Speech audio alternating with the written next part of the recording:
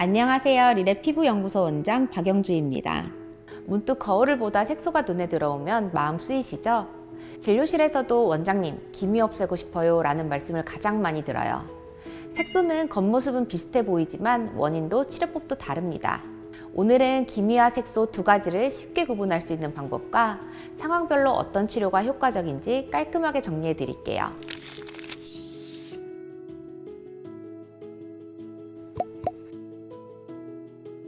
겉모습부터 조금 달라요.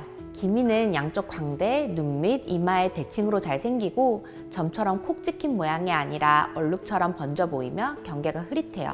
그래서 화장을 해도 살짝 뿌옇게 비쳐 보이는 느낌이 남는 경우가 많죠.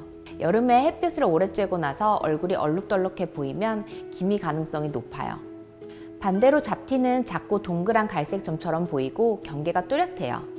운전할 때 햇빛을 많이 받는 왼쪽 얼굴이나 야외 활동 뒤 코 볼에 작은 점이 새로 보이면 잡티일 수 있어요. 차이가 생기는 이유도 달라요. 기미는 피부 속 진피까지 관여하고 호르몬, 자외선, 열자극, 가족력 등 여러 요인이 함께 작용해요. 그래서 치료할 때 천천히 자극을 최소화하면서 가야 하고 관리의 병행도 중요해요. 잡티는 주로 표피의 색소가 쌓여 생기기 때문에 레이저 치료 반응이 비교적 빠른 편이에요. 물론 개수, 깊이에 따라 반복 치료가 필요할 수도 있죠. 집에서도 힌트 몇 가지로 어느 정도 가늠할 수 있어요. 작고 동그라며 경계가 또렷하면 잡티, 얼룩처럼 퍼지고 경계가 흐릿하면 기미일 가능성이 높아요.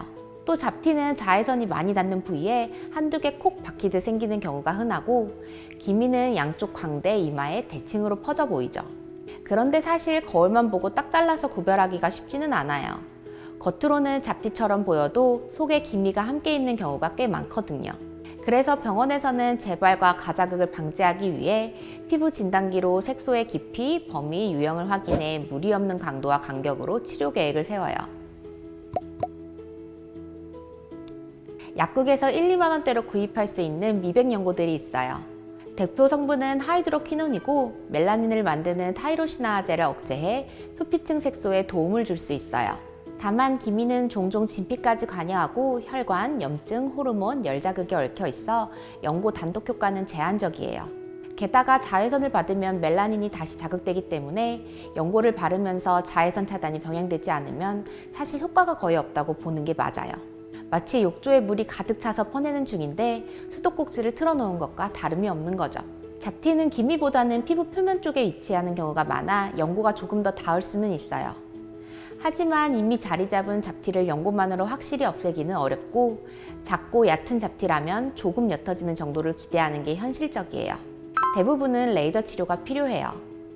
연고를 사용하시겠다면 하이드로퀴논 2에서 4%를 밤에 1회 국소 도포해주세요. 피부가 예민한 분일 경우 부위를 더 제한적으로 하거나 희석해서 시작한 뒤 천천히 증량해야 돼요. 진료실에서는 본인 새끼손톱 2분의 1 크기에 소량에서 시작하시도록 안내드려요. 8에서 12주 사용 후에는 꼭 피부 반응을 확인해주세요. 장기간 연속 사용은 외인성 오크로노시스, 자극성 피부염, 반동색소 생성 등의 부작용이 발생할 수 있기 때문에 연고는 보조수단으로 사용하시고 병원에서 개인에 맞는 진단을 통한 치료를 하는 것이 치료 효율과 재발 억제에 가장 좋다고 말씀드릴 수 있을 것 같아요. 집에서 할 수 있는 미백관리 성분으로 가장 많이 쓰는 건 비타민C, 나이아시나마이드, 알파알부틴, 아젤라산입니다. 비타민C는 항산화 멜라닌 환원에 도움을 주고 나이아시나마이드는 멜라노좀 이동을 줄여 자극이 적고 꾸준히 쓰기 좋아요. 알파알부틴은 타이로시나아제 억제를 보조하고 아젤라산은 항염 효과까지 있어 예민한 여드름 피부에 무난합니다. 보통 권장 사용 방법은 낮은 농도부터 시작해야 하고 아침엔 항산화 제품 사용 후 자외선 차단제가 기본이에요. 저녁엔 자극적인 성분 위주로 쓰면 안전해요. 얼굴에 색이 쉽게 올라온다면 아이론 옥사이드가 들어간 톤옵션 제품이 가시광선 차단에 도움이 될 수 있어요. 다만 화장품은 완화 유지가 목표라는 것. 자리 잡은 색소는 진단 후 맞춤 치료가 필요해요. 병원에서 색소는 레이저로 치료해요. 잡티와 기미는 성격이 달라서 쓰는 레이저와 순서도 달라집니다. 먼저 단독 잡티부터 말씀드릴게요. 경계가 뚜렷하고 주변에 기미가 섞여 있지 않으면 립팍 같은 장비로 정확하게 스팟 타겟팅합니다.